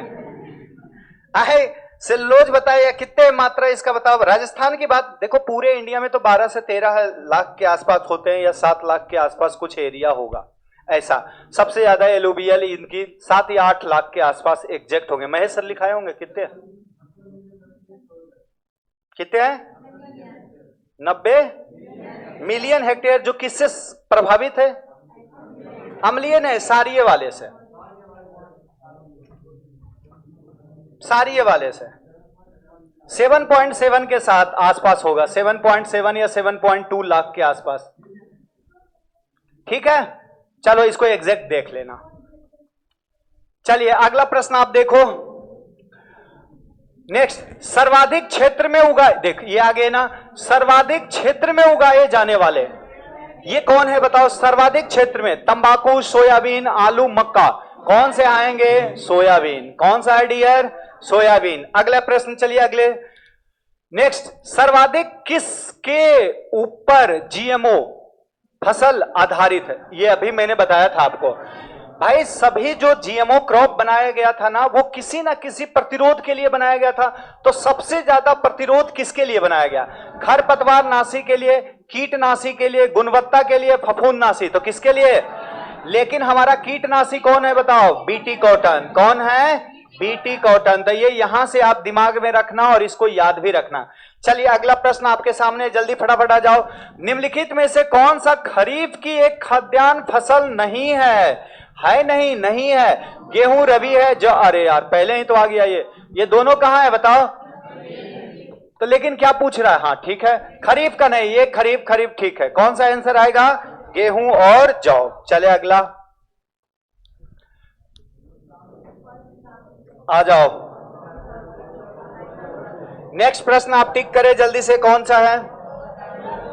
कर दोगे?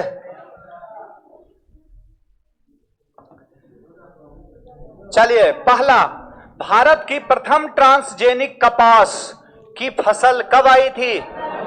कब आई थी? 2002। चलिए अगला प्रश्न आपके सामने स्क्रीन पे आ रहे हैं। नेक्स्ट प्रश्न देखिए आप, 2002 सबका सही जवाब है। फसलों के तूस यानी औन जो होते हैं, इसमें प्रकाश संश्लेषण फोटोसिंथेसिस में कुल योगदान कितना है?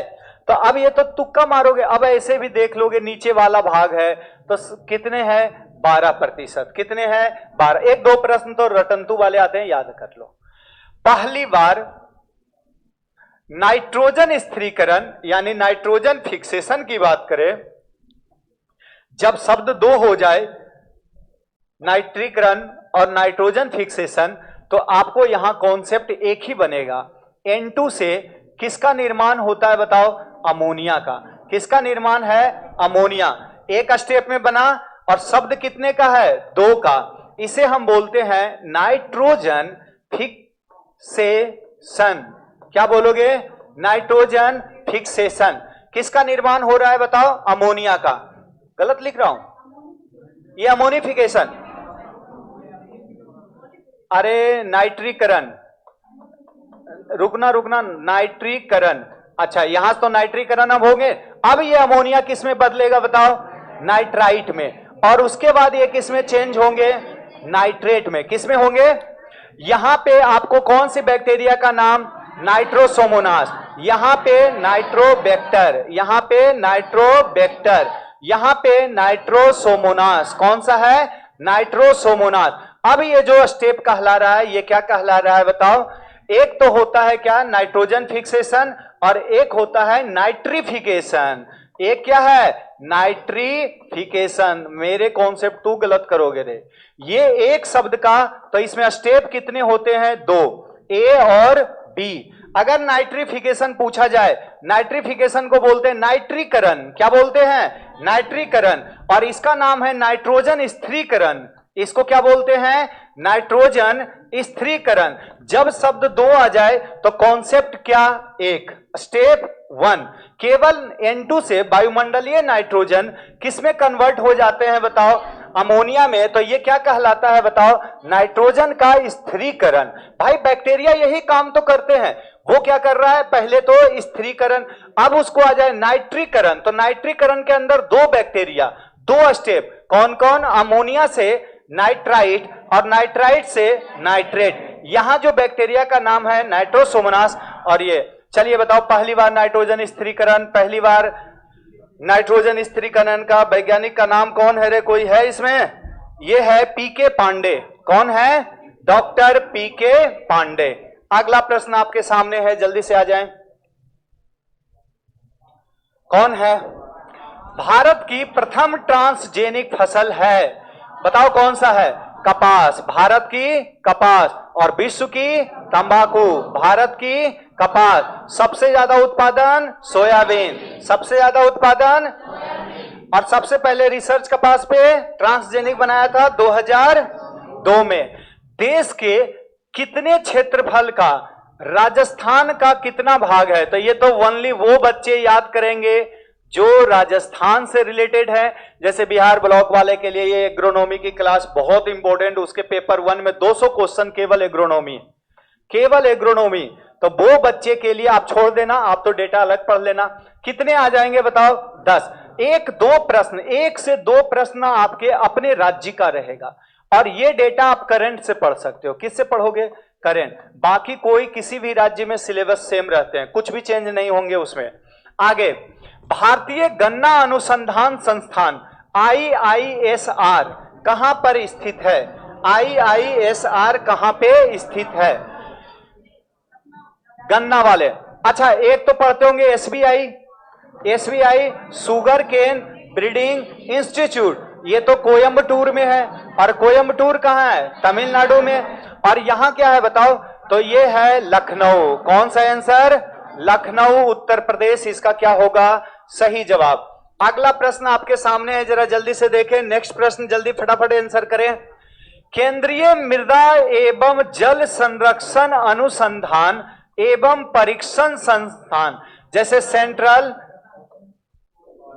Soil water and conservation research and training institute, कौन सा है, एंड ट्रेनिंग इंस्टीट्यूट, कहां पे स्थित है, करनाल हरियाणा में, भोपाल मध्य प्रदेश में, देहरादून उत्तराखंड में, राजमुंद्री में। तो जल्दी से टिक कराएं आप, इसका आंसर कहां है होगा,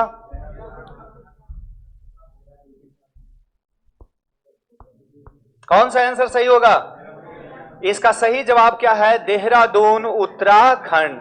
कौन सा सही आंसर होगा, देहरादून उत्तराखंड।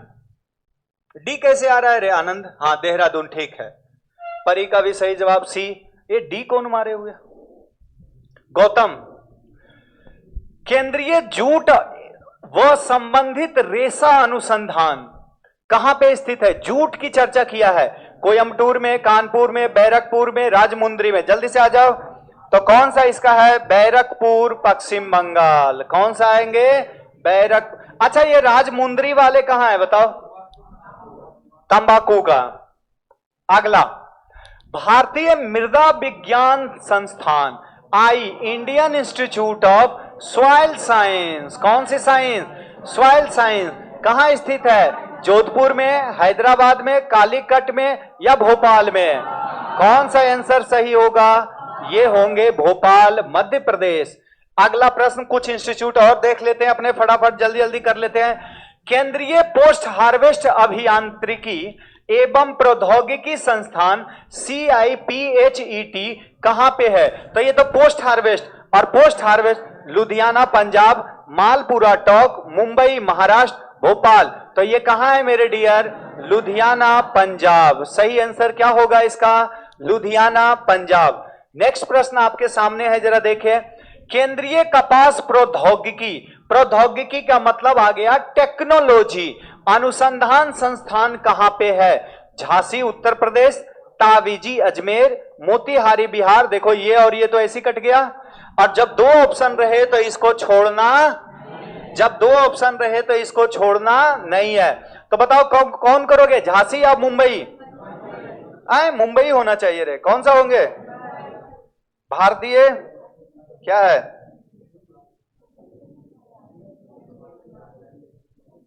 हाँ सही आंसर है, बिल्कुल मुंबई महाराष्ट्र। कौन सा आंसर जाएगा? मुंबई महाराष्ट्र। अगला प्रश्न आपके सामने, राष्ट्रीय कृषि वानिकी अनुसंधान केंद्र NRCAF, एग्रो फॉरेस्ट्री की बात किया है। किसकी बात? अब यहां से आप पकड़ते होंगे, एग्रो फॉरेस्ट्री तो झांसी में है। कहां है? झांसी में। तो सही आंसर कौन होगा? झांसी उत्तर प्रदेश। कहां है? झांसी उत्तर प्रदेश। आगे चलो, नेक्स्ट आ जाएं। मुंबई, मुंबई सबका सही है, मुंबई। अगला, राष्ट्रीय मृदा सर्वेक्षण और मृदा उपयोग नियोजन bureau, national bureau of soil survey and land use planning. और ये प्रश्न बहुत बार आते हैं, इसको आप 2-3 बार लिख लेना, ये पूरा शॉर्ट वाले नाम। ये कहां है? झांसी उत्तर प्रदेश, नागपुर, मोतीहारी, मुंबई। इसको आप 2-3 बार ऐसे स्टार लगा देता हूं। कहां है? लैंड यूज प्लानिंग वाले याद रखोगे। कहां है ये? नागपुर। कहां है? नागपुर। एक बार क्या टीचर ऐसे बोलते हैं तो याद जल्दी होता है, ये चीज हम रूम में याद करते हैं तो नहीं होते। नेक्स्ट आ जाओ। ये सारा ठूस के आया है, इतना ओ कर रहे हैं गधेड़ा। इन लोग को बुलाना ही नहीं ना रो यार, ये और CO2 की मात्रा बढ़ा रहा है यहाँ।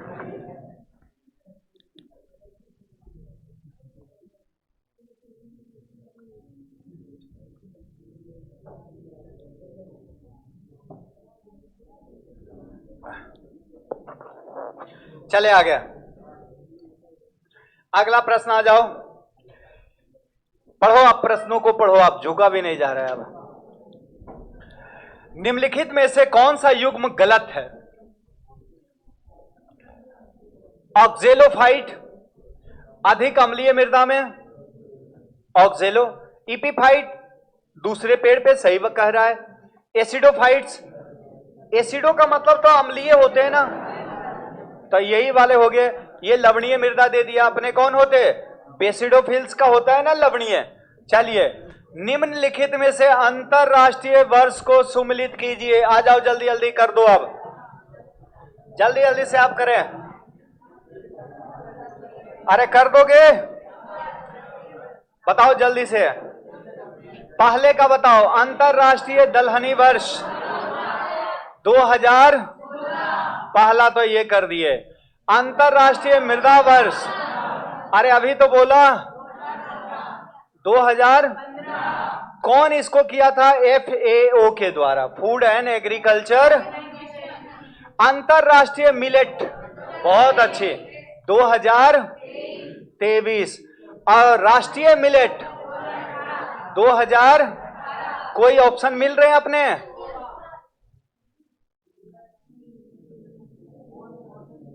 हाँ,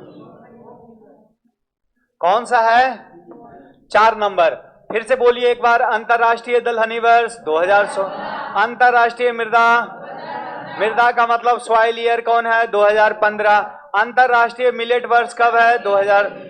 राष्ट्रीय मिलेट वर्ष कब है? 2018। कब है? 2018। अगले प्रश्न आपके स्क्रीन पे चमक रहा है, आप जल्दी से देखें क्या है। चलिए आइए। विश्व वन दिवस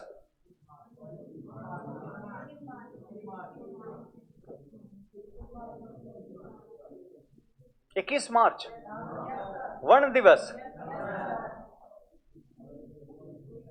विश्व पृथ्वी दिवस पहले जो जो आता है अपने वो तो लिख लें। अपन तो 2-3 तो आते हैं। 1 जून सही है।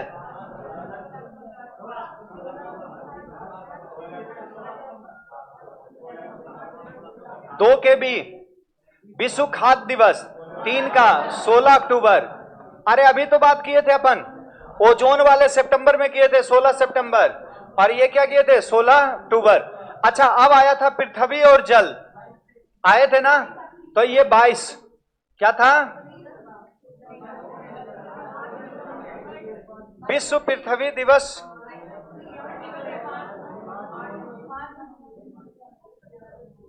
ये ऑप्शन ही गड़बड़ है। हाँ ये ऑप्शन गलत आ रहे हैं, इसको छोड़ दो तो कंफ्यूज हो जाओगे तुम। ये गलत ऑप्शन आ रहे हैं अपन। अगला देखो, निम्नलिखित में से विश्व दिवस को सुमेलित कीजिए। विश्व पर्यावरण 5 जून, ओजोन, जल, ये तो इसमें आ गया ना, जल वाले 22 मार्च, 22 मार्च जल, ठीक है। हाँ ये आपका सही आ रहा है। कौन से फर्स्ट, फिर से बोलो। 1 का सी सही है। विश्व संसाधन कितने था, 11 मार्च को, बिल्कुल सही जवाब। दूसरा विश्व जल, जल ज्यादा, 22 मार्च, ये 11 मार्च। पर्यावरण 5 जून, और विश्व ओजोन 16, सही है, विश्व ओजोन 16। अगले प्रश्न आपके सामने जरा देखें। भारत में कृषि का इतिहास पुस्तक, ये भी आया हुआ प्रश्न है। कौन कौन है, एमएस, कौन सा है एमएस। चलिए, ये वर्गीस कुरियन किससे संबंधित है, श्वेत। गेहूं में अधिकतम पानी क्षेत्र किस अवस्था में देखा जाता है, अरे कौन सी अवस्था में सबसे ज्यादा, ओजोन। पुष्पेंद्र का सही है। प्रवीण, विजय, मिटा क्यों रहे और बताओ जल्दी। गेहूं में अधिकतम पानी क्षेत्र किस अवस्था में है, अरे पत्ती, ये अवस्था है टिलरिंग अवस्था। जब टिलर निकलते हैं ना उस टाइम आपको देखा जाता है, तो उसको बोलते हैं टिलरिंग। चलिए आ जाओ, नहीं नाम सुना है, कल्ले निकलना, आए टिलरिंग।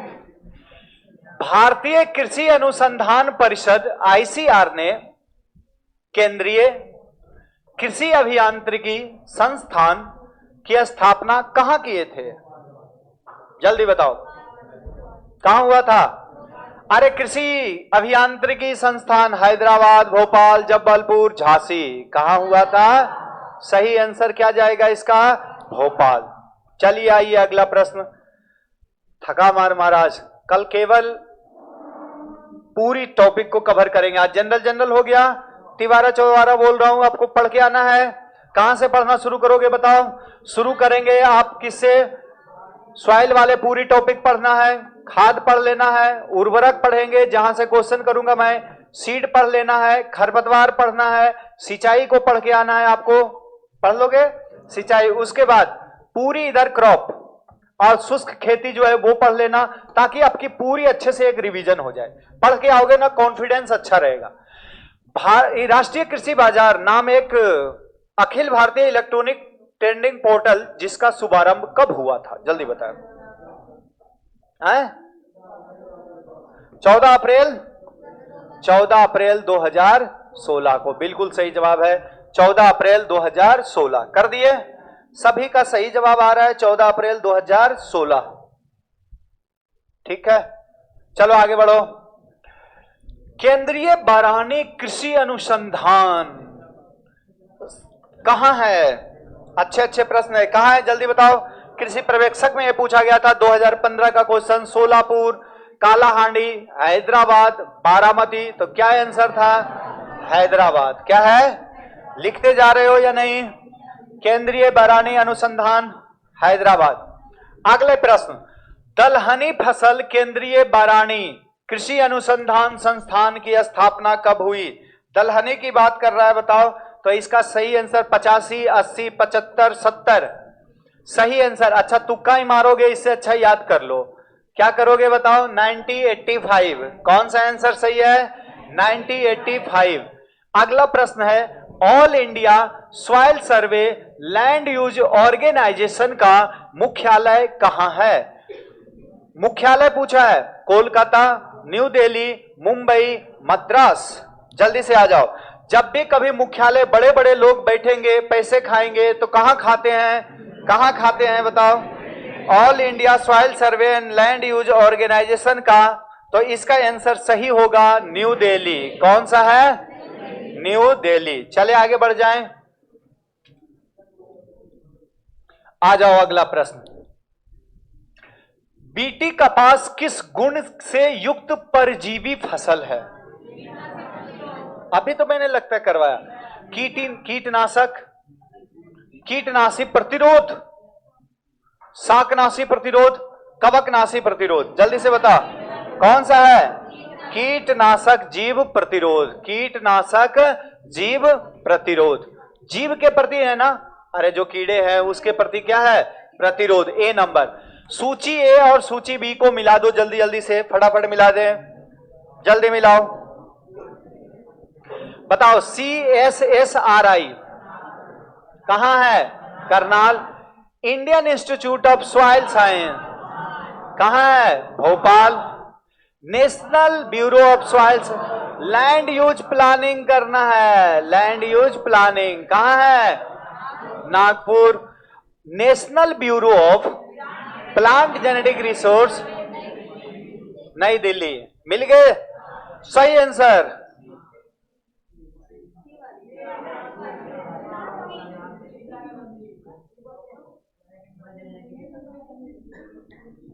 सही है। अरे central soil survey and research institute कहां है? Karnal. Indian institute of soil science कहां है? भोपाल। लैंड यूज प्लानिंग वाले कहां हैं? नागपुर। नेशनल ब्यूरो वाले कहां हैं? ठीक है, अगला आ जाओ। इक्रिसेट क्या है? इक्रिसेट है क्या? राष्ट्रीय संगठन है, पर इक्रिसेट तो हैदराबाद में है। आए ये है कहां? अच्छा जो पेपर पूछा होगा बेवकूफ तो होंगे नहीं, वो जानता था कि लड़का गलत करेगा। इसका मुख्यालय कहां है? हैदराबाद। लेकिन ये नेशनल नहीं है बेटा, ये मेरे डियर कैसा है? इंटरनेशनल ऑर्गेनाइजेशन है। अब देखो जो प्रश्न पूछते हैं वो कहां से पूछते हैं, तुझे फंसा देगा। तुम तो सोचोगे यार ये तो हैदराबाद में नेशनल है, राष्ट्रीय है, पर कैसा है ये? अंतरराष्ट्रीय। और इसी से रिलेटेड आप जानते होंगे एक क्रीडा, क्रीडा और एक काजरी। क्रीडा और काजरी। क्रीडा कहां है? हैदराबाद। इसीलिए जान के अपने को गलत हो जाता है ये हैदराबाद। अब क्रीडा क्या है? नेशनल है। ये कैसी संस्था है? नेशनल है, राष्ट्रीय संस्था है, जो भारत सरकार की पूरी इस पे क्या होती है? पावर, निगरानी होती है। और ये काजरी कहां है अपना? जोधपुर में। ये काजरी कहां है? जोधपुर में। ये जोधपुर वाले हैं। चलिए आगे बढ़ जाए। कर लिए सब सारे पॉइंट अपना क्लियर है डियर? तो ये संस्था हमारी कैसी हो गई? अंतरराष्ट्रीय। प्रीवियस ईयर के कल पूरे क्वेश्चन एकदम आपको लिख। अच्छा ये कॉपी बना रहे हो या नहीं? अच्छा एक बार से सर ये हर साल आते हैं प्रश्न। मैं आज दिन से ये 3 प्रश्न देख चुका हूं। इनमें से एनुअल पूछा है, एक तो एनुअल होगा, एक तो बाइनियल होंगे और एक पेरेनियल होंगे। पेरेनियल में आते हैं आम, पीपल, बरगद, जिसकी क्या होता है हर एक साल वो रिपीट। बाइनियल जिसका एक साल तो वेजिटेटिव ग्रोथ होगा, एक साल वनस्पतिक ग्रोथ होंगे और अगले साल इसका फ्लावरिंग होगा। या कह सकते हो सीड प्रोडक्शन कहां होगा बताओ? अगले साल। सीड प्रोडक्शन कहां होते हैं? अगले साल। तो ये सब कहलाते हैं बाइनियल। और ये अपना पूरा लाइफ साइकिल, चाहे वेजिटेटिव हो, चाहे फ्लावरिंग हो या सीड प्रोडक्शन हो, ये सभी कितने में पूरा कर देते हैं? 1 ईयर में। इसीलिए इसको एनुअल। बताओ एक वर्षीय कौन? अरे नहीं है।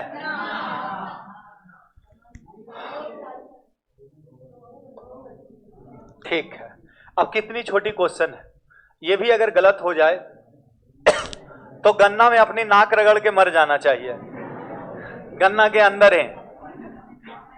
अगला आ जाओ।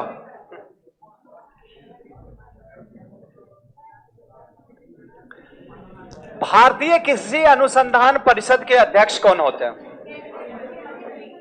कौन होता है? केंद्रीय कृषि, कमेंट में करके बताएगा केंद्रीय कृषि मंत्री अभी कौन है? कौन है? पक्की बात, अर्जुन मुंडा अभी भी हैं भारत में। अच्छा, राजस्थान का किरोड़ी लाल, ठीक है,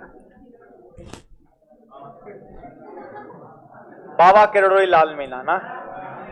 भारत में क्षेत्रीय, अरे इधर आ जाओ, भारत में क्षेत्रीय जिसको बोलते हैं रीजनल रूरल बैंक, जानते हो ये पहले संख्या इसकी 100-150 के आसपास थी। धीरे धीरे इसको सभी बैंकों के जो होते प्रवर्तक बैंक, प्रवर्तक बैंक का मतलब हो गया, मान लिया जाए कोई है बिहार दक्षिण ग्रामीण बैंक, नाम सुना है? जैसे मरुधरा बैंक राजस्थान में सुनते होंगे ना, वैसा ही बिहार में है बिहार दक्षिण ग्रामीण बैंक, नॉर्थ बिहार ग्रामीण बैंक। इन सबको किसी ना किसी बड़े बड़े जो बैंक होते हैं ना, बड़े बड़े बैंक मतलब नेशनलाइज्ड बैंक। नेशनलाइज्ड बैंक का मतलब जिसकी पूरी सरकार की उसमें चलती है, तो उसकी संख्या अपने देश में 12। कितने बैंक है? 12। रीजनल रूरल जो बैंक होते हैं जो ग्रामीण स्तर पे किसानों को काम करते हैं, छोटे मोटे उद्योग में सहायता करते हैं, कृषि के अपना उपकरण देने में सब्सिडी देते हैं, ये जो बैंक है वो कौन है? Regional rural bank. और इन सभी जो बैंक है ग्रामीण स्तर वाले, जिनकी संख्या कितनी है? 46, इन सभी का एक मालिक बैठा हुआ है जिसका नाम है नाबार्ड। क्या है? NABARD। क्या है? नाबार्ड। और नाबार्ड की स्थापना कब हुई थी बताओ? 86 तो लिख दिए मैं, सॉरी, पूरा नाम बताओ, पूरा पूरा कब? 12 जुलाई 1900, सही बोल रहे हो तुम लोग, पक्की बात, 12 जुलाई 1982। अच्छा, इसका पूरा नाम बता दो, हैं? पूरा नाम बताओ। देखो कहीं कहीं ना याद करने के लिए टीचर बेचारा ऐसे लिख देता है एन ए, ये नेशनल हो गए, ये दो शब्दों से क्या आएगा? नेशनल, और बी से बैंक, नेशनल बैंक फॉर किसके लिए?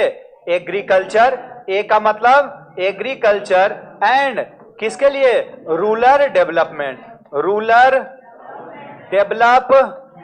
लेकिन केवल ध्यान, एनए का मतलब क्या होता है? एनए का मतलब नेशनल, यानी कि यहीं से शुरू कर देता है लड़का, national agriculture bank, agriculture rural development. या तो क्या बन सकता है? National agriculture bank for arid region development, ऐसे हो जाते थे अपने।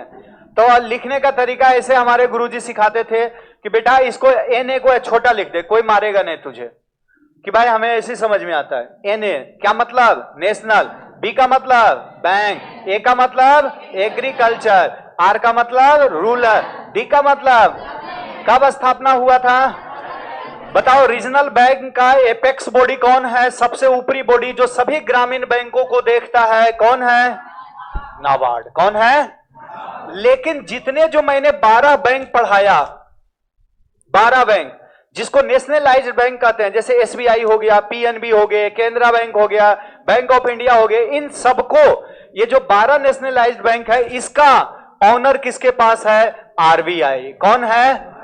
Reserve bank of India, reserve bank of India. सबसे खतरनाक कौन है? आरबीआई। सबसे कंजूस बैंक कौन है? आरबीआई। एक दिन के लिए लोन देता है ये ना, ये आरबीआई एसबीआई को बैंक देगा। किसको देगा? एसबीआई को। एसबीआई को बैंक देगा, चाहे पीएनबी है, बोल रहा है पीएनबी हमें भी दे दो, तो पीएनबी को एक दिन के लिए भी अगर पैसा देगा ना तो उसका ब्याज ले लेता है। कौन ले लेता है? आरबीआई। आरबीआई का जो गठन किया था ये सरकार किए थे, ये सरकार का बैंक है पूरा। जैसे पूरी भारत का माल अगर किसी में आएगा तो किस में आएगा? अब आरबीआई खुद बैंक नहीं है, सोच लो क्या दिमाग है। आरबीआई में खाता नहीं खुलता है हमारा। अगर मैं चाहूं कि एसबीआई में खाता खुलते हैं, बोलोगे हाँ। पीएनबी में खाता खुलता है, हाँ। अच्छा, बैंक ऑफ बड़ौदा में खाता खुलता है, हाँ। लेकिन आरबीआई में किसी पिताजी के खाते हैं? नहीं। वो क्या करता है? टुकुर टुकुर ऐसे निगरानी करता है। एसबीआई पैसा ही लो रे, लाओ। पीएनबी तेरे पास पैसा हो रे, लाओ। सभी से पैसा मांग लेता है कौन बताओ? आरबीआई। आरबीआई जिस रेट पे इंटरेस्ट देता है इसको बोलते हैं रेपो रेट। क्या बोलेंगे डियर? जैसे अगर इसने एसबीआई को पैसा दिया तो 4% पे देगा। कितने पे देगा? 4%। लेकिन कभी कभी क्या होते हैं, इन जो 12 बैंक है बड़े बड़े, इसके पास भी पैसे भर जाते हैं। तो ये चोर उड़ के डर से कि कहीं रात को जाऊं और ताला तोड़ के चोरी ना कर ले, तो ये 2-4 दिन के लिए एसबीआई या पीएनबी कहता है आरबीआई मेरे पास पैसा आया है खूब, दूध तो रे, बोले ले आओ ले आओ ले आओ ले आओ, ये तो मोदी जी की सरकार है, ले आओ। पूरा पैसा कहां गया? आरबीआई। आरबीआई नियम बनाता है, क्या जानते हो? आप अपने बैंक में 18% पैसे रख सकते हो। जैसे 100 रुपया है एसबीआई के पास, तो 18 रुपये जनता को दे ही नहीं सकते हो। 18 रुपये जनता को नहीं दे, 18% हर एक बैंक के पास होना चाहिए जमा मनी। और आरबीआई कहता है उसमें बाद 4% हमें दे दे। जितने देश में बैंक है इसका 4% किसको दे देता है? सब आरबीआई। बोलता है ये आपका, तुम कहीं भाग जाओगे कुछ करोगे तो इसके लिए 4% पैसा कौन रखेगा? सोचो सरकार को कितने पैसे आते हैं रे। ये खुद बैंक नहीं है चंडाल, लेकिन सभी बैंकों से पैसा लेता है, सारे बैंक से 4% तो ये ले लिया। ये इसको दे रहा है कितने परसेंट में? 4। लेकिन एसबीआई पीएनबी बोला कि यार मेरे पास पैसा है तू रख ले, तो बोला चल भेज दे। इसको बोलते हैं रिवर्स रेपो रेट। अब इधर से इधर जा रहा है ना, आरबीआई से बैंक में आया किस इंटरेस्ट पे? Repo rate. इधर से इधर जाएगा किसको कहेंगे? Reverse rate. अब ये बोलेगा कि मैं तुझे ब्याज दूंगा केवल 2%। सोचो, खुद देता है तो 4%, लेता है तो, ये है ताकत किसकी? गवर्नमेंट की। जितने कर, टैक्स, ये सब बहुत अच्छे अच्छे एग्जाम में पूछेगा, एएफओआर में जाओगे ना, जितने कर जमा होते हैं, टैक्स जमा होते हैं, डायरेक्ट इनडायरेक्ट कहां जाते हैं? वो आरबीआई। विदेशों में कौन सा बैंक भारत का प्रतिनिधित्व करता है? जैसे लंदन चले गए तो वो कौन करेगा? आरबीआई। तो आरबीआई बहुत बड़ी बैंक है, लेकिन खुद उसमें हम लोग खाता नहीं खुलवा सकते हैं। चलो आ जाओ यहां, क्षेत्रीय ग्रामीण बैंक, ये कब? 1975। अगला प्रश्न आपके सामने जल्दी से आ जाए, क्या है? नेक्स्ट प्रश्न आइए।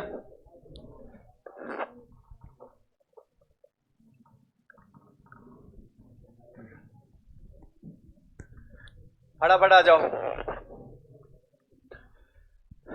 कहां पे चल गए थे? 1975 तक हो गए अपने। अगला आ जाओ, सामुदायिक विकास डेवलपमेंट। ये तो जानते हो, कम्युनिटी डेवलपमेंट प्रोग्राम, ये भी खूब आते हैं। कम्युनिटी डेवलपमेंट प्रोग्राम 1965 में, 52 में, 48 में, 58 में। जल्दी से कमेंट करो। 1952 सबका, विजय का सही है, संगीता, प्रदीप सबका सही जवाब है डियर। और ये आपका सही आंसर है 1952। कौन सा है? 1952। अगला प्रश्न आपके सामने, अंतरराष्ट्रीय शुष्क क्षेत्र फसल अनुसंधान। अरे यार ये तो आ गया शुष्क क्षेत्र, ड्राई लैंड। तो ड्राई लैंड तो अपना होगा कहीं न कहीं, लेकिन अंतरराष्ट्रीय है। बताओ कहां है? दिल्ली में, बेंगलोर में, ये हैदराबाद। कौन है? हैदराबाद। चलो आगे। क्रीडा वाले हैं ना नाम, वही तो लिखे हुए थे। राष्ट्रीय कृषि विकास योजना की शुरुआत की घोषणा किसने किया था? राष्ट्रीय कृषि विकास योजना किसने किया था? जल्दी बताएं, राष्ट्रीय कृषि विकास योजना का शुरुआत किसने किया? फटाफट बताएं, किसने किए थे? नरेंद्र। ये व्यक्ति ऐसे प्रधानमंत्री है ना जो जीवन में कभी मरेंगे ही नहीं। नहीं मरेंगे। तुम लोग पसंद करते हो? नहीं करते हो? क्यों? करना चाहिए पागल। आज अपने देश की कितनी रुतबा बढ़ गई ना। अरे खुद मैं मकान बना रहा हूं, जानते हो हमें कष्ट है। पहले रेत आते थे जानते हो 800 रुपये। अभी ये जब से ये घूम रहे हैं राम मंदिर वाले, अपने से ही वसूल कर रहे हैं 950 रुपये। पत्थर उत्थर अभी बैंड है, कहीं जा ही नहीं रहे हैं। खदान उदान सब ब्लॉक, क्योंकि सारे गवर्नमेंट की खजाना भी क्या है? खाली। अब ये भरेगा साल भर। सब ने इलेक्शन में कोई 50 करोड़, कोई 100 करोड़ खर्च कर दिया, सब खाली है। पैसा लेने का इतना बढ़िया पॉइंट पढ़ोगे ना। अभी इकोनॉमिक्स शुरू करूंगा। आरबीआई ये चूस लेता है किससे? बैंक को। बैंक चूस लेता है जानते हो किससे? जनता को। ये कंडीशन चलते रहेंगे। अल्टीमेट देश में अगर कोई भी पैसा आएगा तो वो कहां से जाएगी? जनता से। किससे जाएगी? जनता खनन कर रहा है, खनन है उसका। अब सोचो सरकार का कितनी अच्छी पॉलिसी है, जरा समझो। अगर गांव में खनन कर रहा है, खनन गांव में, तो अगर अच्छा माल निकला, अच्छा निकल गया, मान लिया जाए हमारे खेत से सोना निकले, तो ये सोना सरकार का। क्या गजब एकदम बनाया हुआ है। क्योंकि सरकार कहता है क्या? तुम्हारे संपत्ति पे तुम्हारा क्षणिक अधिकार है, पूर्णता अधिकार किसका है बताओ? सरकार की। सोना निकला सरकार का, चांदी निकला तुम्हारे खेत से सरकार का, कोयला निकल गया सरकार का, पेट्रोलियम निकला सरकार का, खनन किया शराब निकल गया तुम्हारा। शराब निकला तुम्हारा, बंदूक निकल जाए तुम्हारा। यानी जो खराब चीज है वो तो हम, बीवी तुम्हारा, वाइफ भी तो ऐसा ही है घर की। ये सब जितने चंडाल टाइप का कैटेगरी, ये सब तुम्हारा। अच्छा चीज जो निकले, हीरा निकले सरकार का, सोना निकले सरकार, लेकिन 2 बोतल शराब निकल जाए चल जेल चलो। अजीब चीजें बना के रखे। मैं तो बोलता हूं ले जाओ इन लोगों को उठा के। आ जाओ इधर से। अगला इधर आइए। निम्नलिखित में से आगे बढ़ो। कोई भी सब्जेक्ट ना तुम पढ़ो, आनंद है, वर्षा, एकदम मजा आ जाता है। निम्नलिखित में से कौन सा भारतीय वैज्ञानिक अंतरराष्ट्रीय चावल अनुसंधान संस्थान फिलीपींस के महानिर्देशक थे? बताओ जल्दी से। बहुत अच्छी प्रश्न है।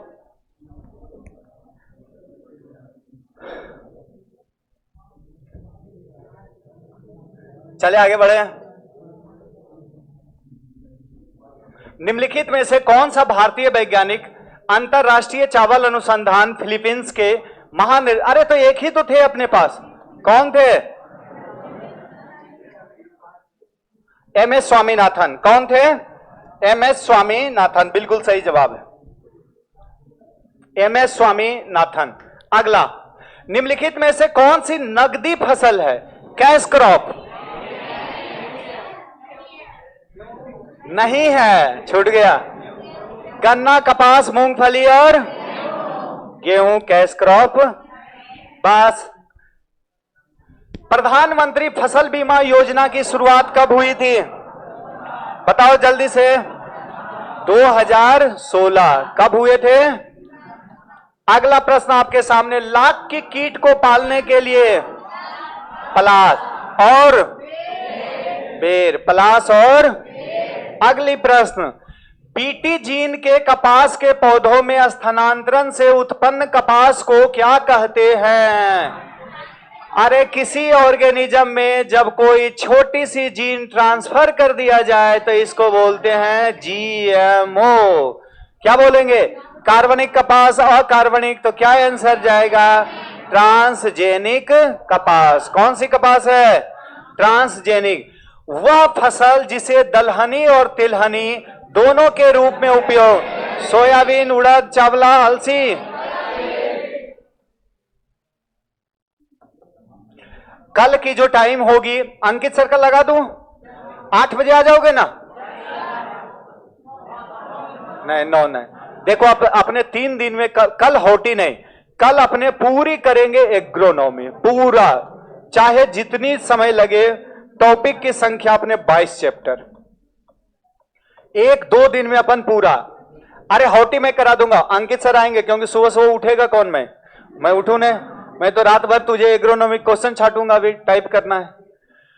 तो 8 से 10 जो क्लास होंगे आपका एनिमल, अरे एनिमल भी तो बढ़िया एकदम चल रहे हैं, शानदार अपन एनिमल, और 10 से 1 एग्रोनॉमी। उसके बाद आप लोग खाना उना खा लेना। मेरा तो चलते रहेगा 1 बजे से कल 6 बजे तक। अगेन कल की महामैराथन में चलेंगे हम एग्रोनॉमी के ही साथ, ठीक है? परसों की क्लास में आएंगे अपने होटी, तो ये वाले कल पूरी आप पढ़ के आ जाए। चले ऑनलाइन वाले भैया, अरे लाइक हुई कि एकदम कम करता है, लड़के बहुत चंडाल है रे, पढ़ के भी निकल जाता है चुपके से सुट सा। राजेश सर और हो गए? कल ही कराऊं? अब थक गया होगा, नेट उट भी खत्म हो गया हूं। चलो ठीक, कल कराएंगे।